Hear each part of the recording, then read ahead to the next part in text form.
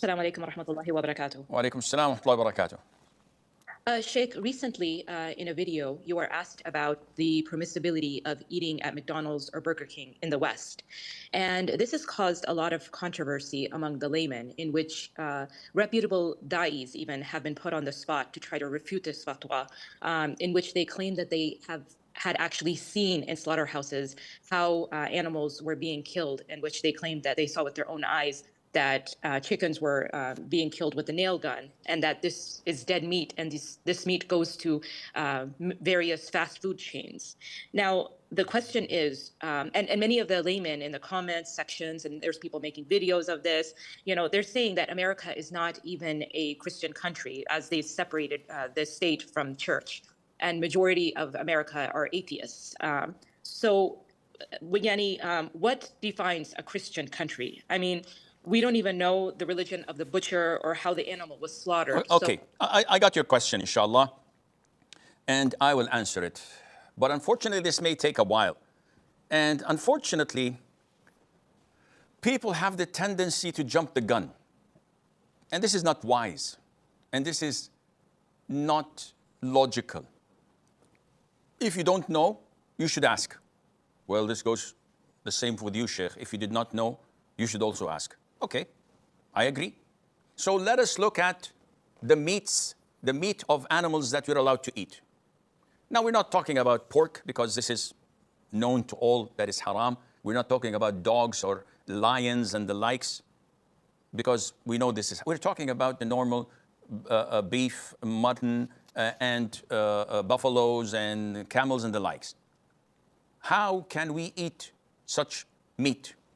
One, it has to be slaughtered.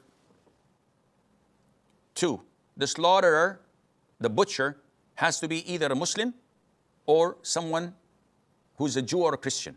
Only these three denominations, nothing else. Three, we have to make sure that, or at least we have to not know whether the name of other than Allah was mentioned or not. So if we look at these conditions, we will find that, number one, Allah Azza wa Jal mentioned in the Qur'an, in ayah number 5, Surah Al-Ma'idah, chapter number 5, that today, al-tayyibat were made halal for you, and the meat that was slaughtered by the people of the book. As Ibn Abbas, may Allah be pleased with him, and his father, gave the tafsir of وَطَعَامُ أَهْلُ الْكِتَابِ حِلٌّ لَكُمْ. So we know that whatever meat that is slaughtered by the people of the book is halal for us to consume. Another verse says, do not eat from what the name of Allah was not mentioned over. So people say, we don't know if the name of Allah was mentioned over this slaughtering or not. No problem. There's an authentic hadith in the Sahih where the Prophet ﷺ was asked by a group of his companions, there are people who send us meat and we don't know whether they mention the name of Allah or not. A clear hadith. We don't know.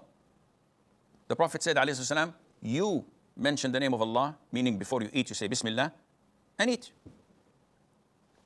The Prophet did not ask them to go and check. That would have been the easiest thing to do. You don't know they mentioned the name of Allah? Ask them. No, the Prophet did not ask them to ask. So this is the name of Allah Azza wa Jal. Now, when Allah tells us that the meat which was slaughtered by the people of the book, the Prophet did not ask them to investigate, did you slaughter or not? Some would say, we don't have to ask, Sheikh, this is the default. People of the book, the meat they eat, it should be slaughtered. Whether they slaughtered it or not, we don't have to ask. And this is what Sheikh Ibn Uthaymeen stated. May Allah have mercy on his soul. Either we know that surely this was not slaughtered and it was killed through other means of slaughtering, other than slaughtering. Such as, if we know that a country like Belgium, for example, they have a regulation that no slaughterhouse can slaughter. They have to electrify until the animal is totally cold stone dead, or bang it on the head with a hammer until it's dead, not alive. And this is a regulation, a rule in the country. No one can defy it. In this case, eating meat there is haram, because we know. But if there isn't such a law, and some may do this, some may not, should I investigate? Sheikh Ibn Uthaymeen says, if you know for certain that this was not slaughtered, it's haram for you to eat. If you know for certain that it was slaughtered by a Muslim, a Jew, or a Christian, it is halal for you to eat. If, number 3, you don't know whether it was slaughtered or not, but the country you're in is predominantly a Christian country, then you eat without asking. Why? Don't I have to investigate? Sheikh Ibn Uthaymeen says no, because the Prophet did not order us ﷺ to investigate when the companions came and said, O Prophet of Allah, there are people, whether Muslims or people of the book, that bring us food and we don't know whether they mention the name of Allah on it or not. He said, you mention the name of Allah and eat. So now we come to problem number 1. Sheikh, there are slaughterhouses that hit the animal on the head before cutting it into pieces. And I've seen this with my own eyes. I'll say, okay. Number 1, can you testify in front of Allah that all slaughterhouses in LA or in New York City do not slaughter, that they all kill the animal cold, dead, before cutting it and chopping it? Can you testify in front of Allah? He says, no, I went to 10 of them. How many left? Oh, maybe 1,000, Sheikh. So you cannot generalize, akhi. In Islam, we can't generalize by assumption. This is point number 1. Number 2, there are many slaughterhouses in the States and elsewhere where they would electrify the animals so that it would stun it, not kill it. It can be handled. It makes it drowsy, and they can slaughter it without a problem. This is halal. It's not dead. Yes, if it was electrified until it was dead totally, then slaughtered, this is haram. If it was hit on the head with a needle or with a hammer and it was killed, then slaughtered, this is haram. I agree, but this is not the default. The default is whatever Christians come and present us with is halal, until proven otherwise. Okay, Sheikh, one other doubt which the sister mentioned. These countries are not Christian. How do you say this, akhi? Because so many of them are atheists. Akhi, it's in the constitution that the president has to be Christian. Whether Catholic or Protestant doesn't make a difference. So this is what's mentioned in the constitution. And they are predominantly Christians. Yeah, but they say they're Christians, but they're not, Sheikh. I'm not supposed to give a placement test for each and every slaughterhouse, answer these questions to verify whether they're Christians or not. What are they? Christians. Ask anyone. The UK, the US, Europe, they're Christians. There are huge amounts of atheists, but that does not reverse the rule.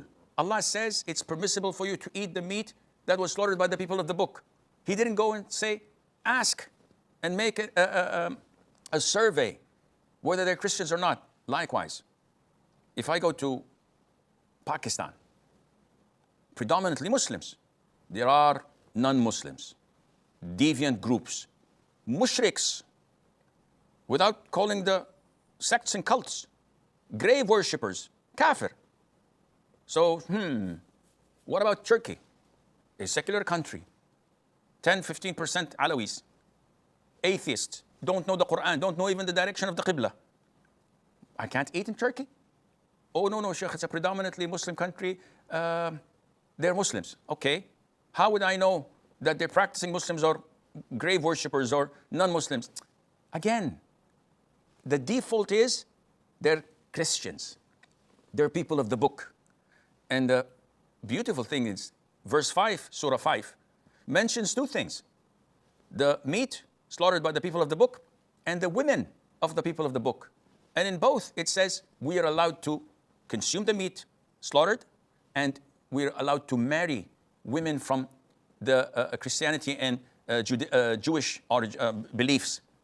Now, are you going to say the same thing when a man comes to you and says, Sheikh, I'm marrying an American woman? or a British or a German, would you say, no, they're not Christians? Or would you ask him to make a placement test? Or would you say, okay, yeah, they're Christians, it's okay. Touche, it's the same thing, same concept. Okay, Sheikh, but they did not mention the name of Allah. Scholars said that what was meant by the ayah is that you do not hear other than the name of Allah mentioned, in the name of Jesus, in the name of Buddha, in the name of this and that. Oh, now it becomes haram for sure. Because likewise, all meat slaughtered in Muslim countries, I do not go to slaughterhouses and say, let me hear you say the name of Allah, or I'm not going to eat the meat. I go to any restaurant in the Muslim world and I eat in there without saying, oh, I didn't hear them say the name of Allah. Maybe the guy is a Muslim, but he forgot, or he said in the name of Ali, or in the name of Al-Hussein. I don't know, so I'll refrain. You are making life difficult. After all of this, I don't know if I missed anything, but after all of this, if you don't want to eat, good for you. I have no problem. Akhi, I haven't been to the States for 40 years. And to tell you the truth, McDonald's is not meat. To me, it's plastics. But that doesn't mean I'm endorsing you to eat there. If you feel that, no, I'd rather be safe rather than sorry, there are so many halal outlets, good for you. Eat there. But don't look down at people who follow scholars. And I'm telling you, I don't shoot from the hip. This is the fatwa of Sheikh bin Baz and Ibn Uthaymeen. And they said that you go and eat in these countries without asking. This is the Islamic verdict according to the Qur'an and to the Sunnah. The Prophet himself ﷺ was invited by a Jew woman, and she prepared a ram for him, and he ate without asking her about their income or about whether it was killed by another a blow from another ram, or it fell from a mountain, or it drowned. The Prophet just said Bismillah and ate. One would say, oh, because the Jews are known to eat kosher meat and they have to have rituals, etc. Akhi, this is what you say. What about the Jews who are not practicing Jews? Would you eat? Said, most likely it's kosher, most likely. We don't act like this. We have defaults. Islam is the religion of ease and simplicity. Now you want to eat halal food, good for you. I'm not telling you, no, you have to go to KFC or to Burger King. No. Keep on going and eating halal. But if you see me or someone else following the fatwa of scholars and following the thought process that I've just explained to you in black and white, it's so easy. You don't look down at them and say, oh, your dua is not going to be answered because you're eating non-zabiha and halal, and it's, with all due respect, I don't buy this, but again, this is my stance and my point of view according to the scholars. My scholars show me what and who you're following according to the teaching of the Qur'an and the Sunnah, according to the default. Otherwise, remember Turkey and Pakistan, remember those who are grave worshippers, remember marrying Christian women in these countries, whether you're going to deal with it in the same fashion. And if you deal with it in the same fashion, we have a big problem.